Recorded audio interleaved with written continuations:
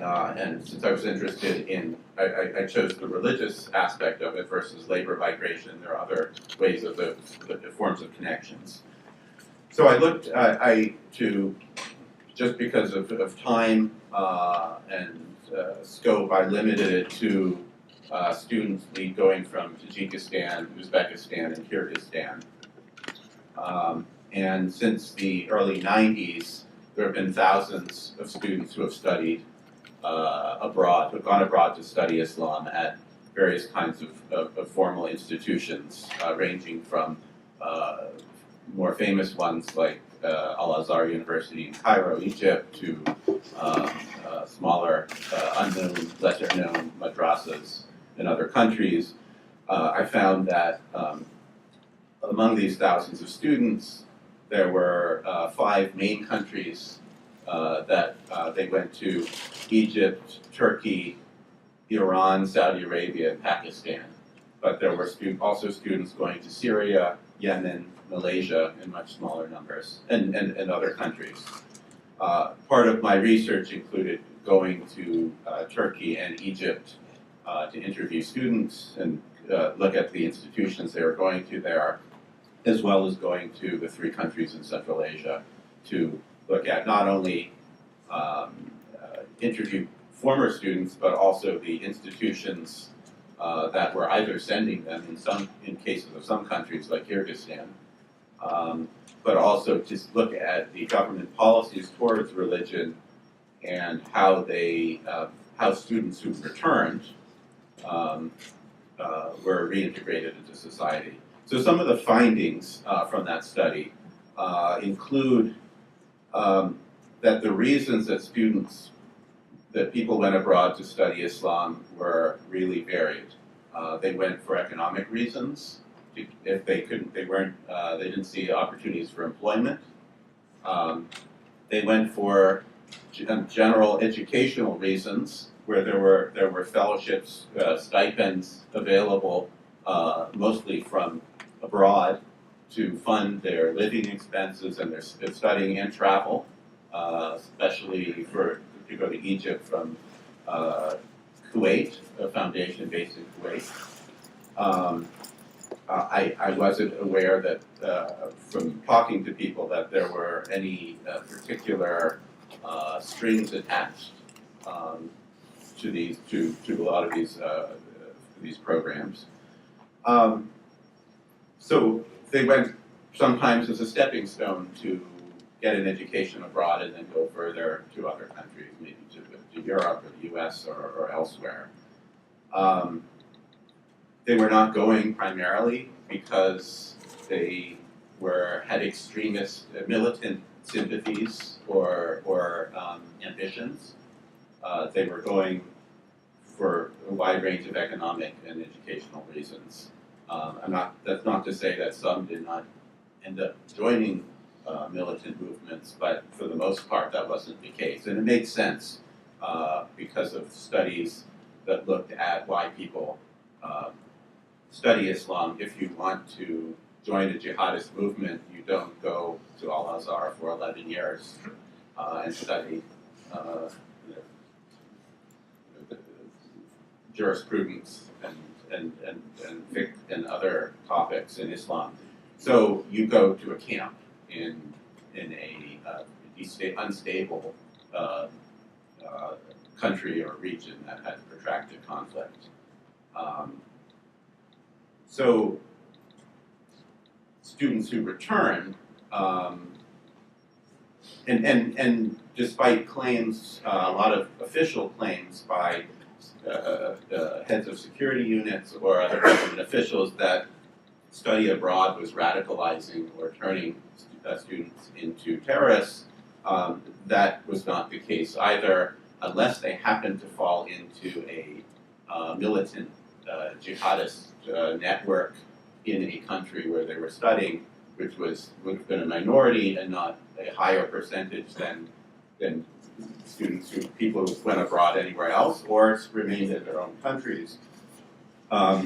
So they were returning, but under a cloud of suspicion to Central Asia for having been abroad.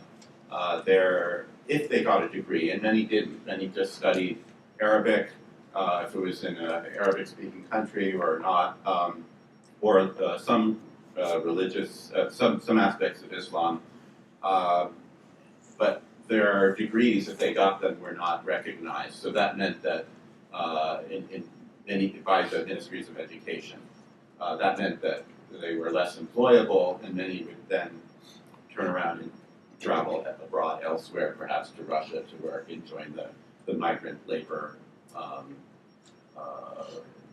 movements in that direction. Although some were able to get jobs in the muftiyats, or the committees on religious affairs, and in some cases teaching at madrasas, but not at universities. Obviously, I'm generalizing about all three countries, but I want to just move on to, and you can read about the study if you go online or email me to get this paper. But what has happened since? One of the most public developments regarding students who study Islam abroad was in Tajikistan. So I did my research there in the spring of 2009. In the summer, in August of 2010, President Rahman, in a tour visiting Havlan in the south of Tajikistan, in a public interview on television, said that these students going abroad are being radicalized and they must return home. And that was followed by a campaign by the government to call all the students back home from wherever they're studying abroad, and or pressure their families to get them to return. So many did return. I have some numbers, and these recalls recurred over the years since. So by the end of 2010, so that was August in 2010, by the end, approximately 1,400 Tajik illegal students returned out of over 2,000. That's estimated 2,000 who were abroad. We don't have exact figures. It's hard to count. As I mentioned in my paper, I also raised the question of what constitutes going abroad to study Islam. So you can do it formally by going to these institutions, or you can get it by living abroad, whether as a migrant laborer or in some other capacity, just through the communities that you're a part of, going to mosque, meeting up with people whom you hadn't talked about before. So there are a lot of informal ways of getting an Islamic education abroad as well. So with each year, the figures keep going up about the number who have returned, and until we get to the beginning of January of 2014, and the Tajik press was reporting that approximately 2,700 students had returned over the previous 3 years, and that there were fewer than 200 remaining abroad. The numbers of returnees is going up, and the numbers who are still abroad is reported as going down. I think there are a lot of students who turn around and try to go back.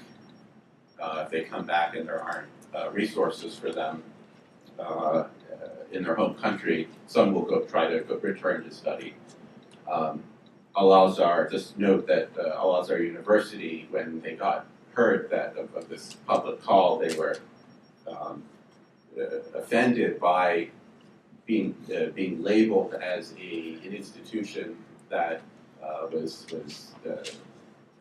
fomenting extremism and terrorism in its teachings, and so other officials in the Tajik government and the foreign ministry sort of backed off of that and say, well, Al-Azhar, we're not talking about Al-Azhar, we're talking about satellite groups and others who are just hanging out in Egypt and being radicalized. The same report at the beginning of January 2014 said that of the returnees to Tajikistan, only 237 were offered school placement. And part of the deal that was publicly announced was that if they want to study Islam, we have the institutions they can study back home in Tajikistan. When in fact it was not that easy. There weren't enough places for over 2,000 students. And even if there were, those wouldn't be the ones who would necessarily get placement at these schools. Again, I take these numbers with a grain of, they're very lightly because sometimes official figures are not representative of reality, and in other cases, they're not, for various reasons. I'll also say that that raises the question of why President Rahman called them back in August, started calling them back in August of 2010. That wasn't really the first time.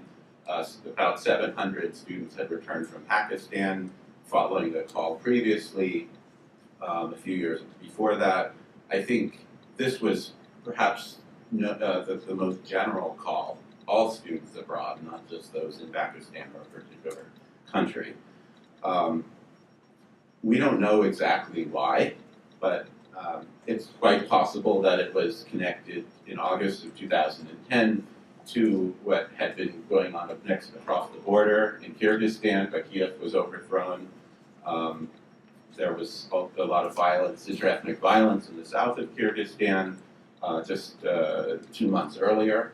The concern that that this kind of instability so close to in the region could spread or be taken advantage of by those labeled as extremists or Islamic groups who were being, and therefore those who were studying abroad were an easy target to label as the biggest threat. But as I mentioned before, the finding that fits with, is consistent with a lot of studies of who's studying abroad, that these students are not the same ones who were they able to exploit instability already occurring in Kyrgyzstan in the case of 2010. That it's not the same demographic. There have been a host of other issues that have seen as threatening to stability in Central Asia since then. A number of events in Tajikistan later on, just shortly following this recall. There was a prison break, a car bombing in Khojan, and then a extended conflict in the Rasht Valley.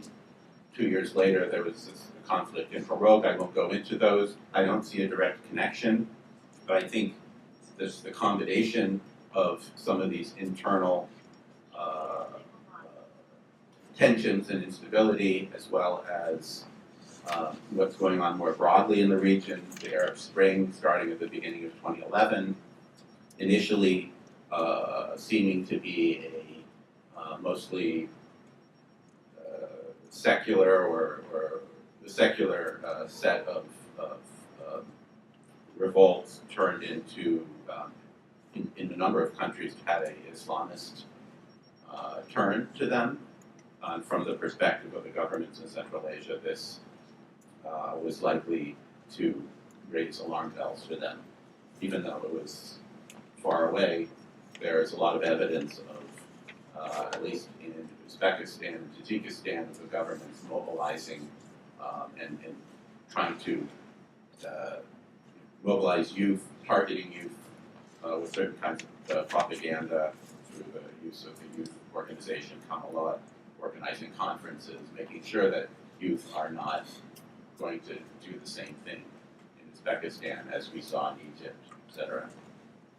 And then finally, most recently, with the civil war in Syria and the fighting in Iraq and the rise of Islamic State, concerns about U.S. NATO drawdown in Afghanistan, all of these issues have been interpreted by the governments as potential threats to stability there, and or at least used in some cases as an excuse to shore up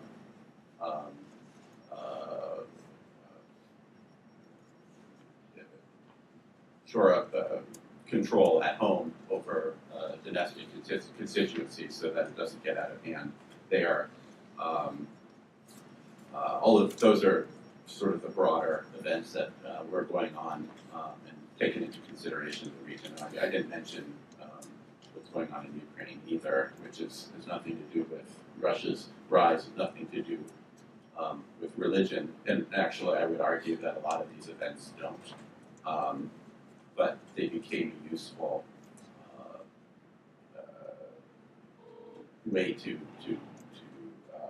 legitimize crackdowns on social crackdowns in those countries.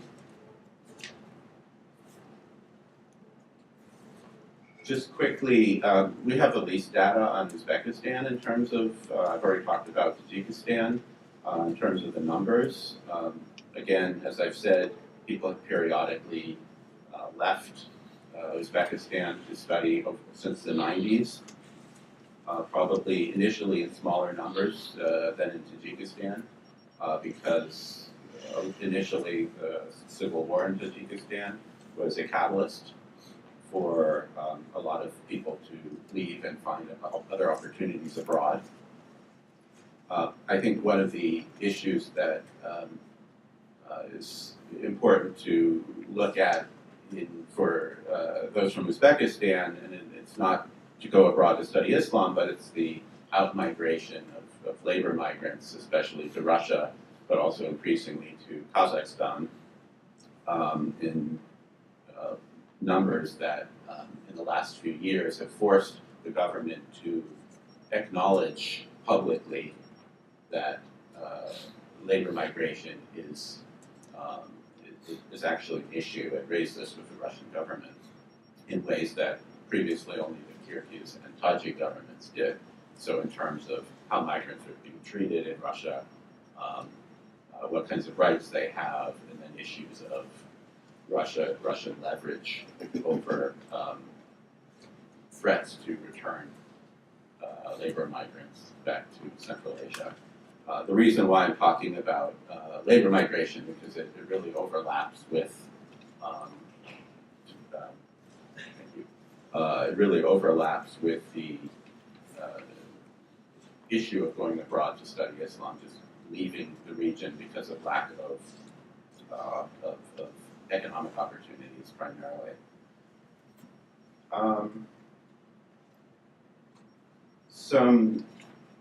I'd say in 5 years since the study, we haven't seen a whole lot of change other than these events in the region and the recalls, especially from the Tajik government. Students are continuing to go abroad to study. As more and more settle in Russia, we've talked about this earlier in this conference. Some are seeking citizenship. Those, even if they're not, they're creating religious communities, just communities in general, social communities to, if they're looking in the long term at staying in Russia, they're setting up these organizations to protect themselves from nationalism, xenophobia, corruption, extortion that occurs, that labor migrants there experience on a regular basis. And I think that migration is what my research is turning towards now, because there's more of a permanence to it, and for a substantial percentage of labor migrants in Russia and Kazakhstan. And we need to look closely, and there are some scholars who are looking closely at what is that transforming into, and what kinds of new threats do the Central Asian governments see, whether they publicly acknowledge it or not, as emergent problems. So let me stop there.